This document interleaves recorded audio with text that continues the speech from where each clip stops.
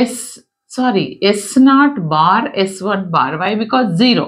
ఇక్కడ yes not ప్లేస్లో 0 ఉంది అంటే ఎస్ నాట్ బార్, S1 ప్లేస్లో y ఉంది అంటే S1 into I1 plus S not S1 bar. Why? Because 1 0 I2.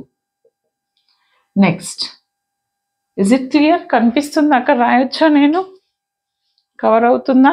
Yes, fine. Next third one, both are ones అంటే S not S1 I3. Done. Okay, ఇప్పుడు మీకు ఇక్కడ ఓకే అనుకుంటే ఇక్కడ logical diagram వేసేద్దామండి. Okay, చూడండి నాన్న, this is my Boolean equation.